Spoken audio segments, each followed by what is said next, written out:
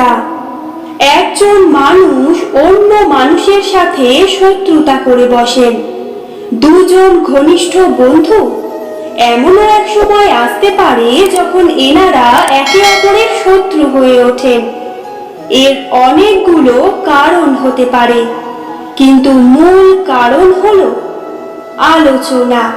আগে হ্যাঁ, আপনি যদি কারোর বিষয়ে আলোচনা করেন তাহলে সে আপনার শত্রু হয়ে যেতে পারে। এবার মনে একটা প্রশ্ন আসতে পারে যে এটা কিভাবে সম্ভব হতে পারে? আলোচনা, এটা তো অত্যন্ত জরুরি। যদি আমি নিজের বন্ধুর খারাপ কাজের বিষয়ে আলোচনাই না করি তাহলে সে শুধরবে কি করে?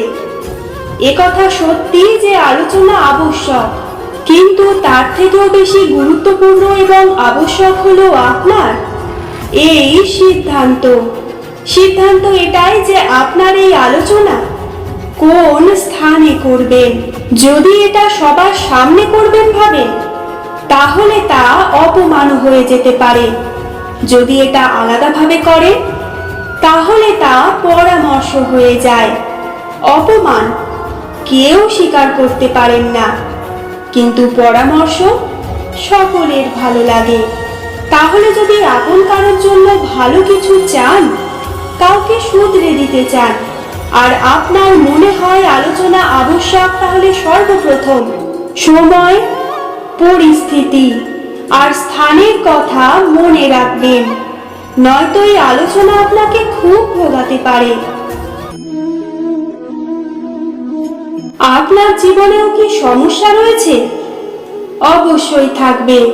প্রত্যেকের জীবনেই সমস্যা থাকে। প্রত্যেক মানুষ জিজ্ঞাসা করে যে এই সমস্যা আসলে কি আর কেন আসে এই জীবনে।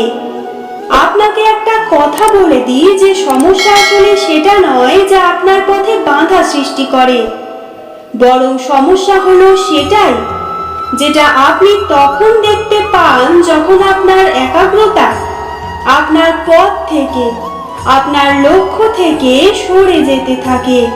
আর এই সমস্যাগুলি দূর করার জন্য, এর সমাধান করার জন্য একটাই পথ আছে। নিজের সমস্ত ভাবনা আরো একবার একাগ্র করুন নিজের পথের দিকে, নিজের লক্ষ্যের দিকে।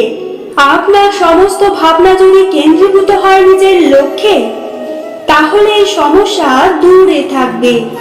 যদি এরকম না হয়, যদি আপনার মন একটু অন্যদিকে চলে যায়, তাহলে এই সমস্ত সমস্যা আবার সামনে চলে আসে আর বাড়তেও থাকে। দেখুন, যেখানে আপনার লক্ষ্য রয়েছে, বান যদি সেখানেই চালাতে হয় তাহলে দৃষ্টি তো সেদিকেই রাখতে হবে, তবেই তো আপনি সেই লক্ষ্য ভেদ করতে পারবেন।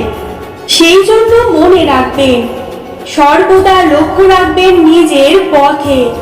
সেই পথে সামনে এগোতে থাকুন নিজের লক্ষ্যের দিকে। আপনি যত সামনে এগোতে থাকবেন এই সমস্যা তত পিছিয়ে যাবে। এই পাখিরা সত্যিই খুব সুন্দর, আমার খুব ভালো লাগে। আপনি নিশ্চয়ই শুনে থাকবেন যে কিছু পাখির কাছে ডানা অবশ্যই থাকে, কিন্তু উড়তে পারে না। তারা চায় উঁচু আকাশে উড়ে বেড়াতে এবং মেঘেদের সাথে কথা বলতে, করতেই পারে না। এবার এই সংসারেই পাওয়া যায় ঘুড়িও। এদের মধ্যে না জীবন আছে, না প্রাণ আছে, আর না আছে ডানা, কিন্তু এরা আকাশের সাথে কথা বলে, হাওয়ার বেগের সাথে কথা বলে, আনন্দ করে, উৎফুল্ল হয়ে ওঠে, আকাশে জীবনের কিছু মুহূর্ত কাটায়। তার কারণ কি হতে পারে?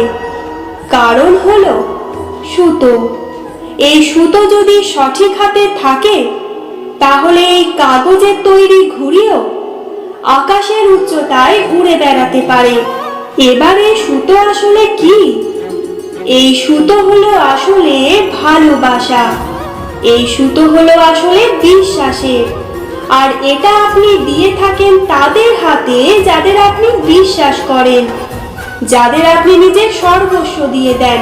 ভেবে দেখুন, এই ভালোবাসা আর বিশ্বাসের সুতো আপনি যদি সঠিক মানুষের হাতে দিয়ে দেন, তাহলে আপনি অনেক উচ্চতায় উঠতে পারবেন, আকাশের উচ্চতায় উড়ে বেড়াতে পারবেন, মেঘের সাথে কথা বলতে পারবেন, পাখিদের মতো উড়ে বেড়াতে পারবেন, যা ইচ্ছে তাই করতে পারবেন।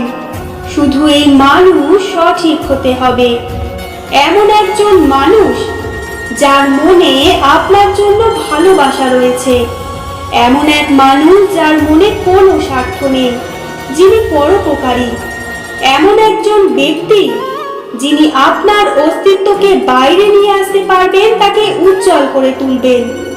তাহলে ভালোবাসুন, আনন্দ করতে থাকুন। প্রিয় শ্রোতা বন্ধুরা, ভিডিওটি ভালো লাগলে লাইক, কমেন্ট, শেয়ার করে আমার এই ছোট্ট চ্যানেলটির পাশে থাকবেন। আর ভবিষ্যতে এরকম ভালো ভালো ভিডিও পাওয়ার জন্য অবশ্যই চ্যানেলটি সাবস্ক্রাইব করে দেবেন। জয় শ্রীকৃষ্ণ। রাধা রাধা।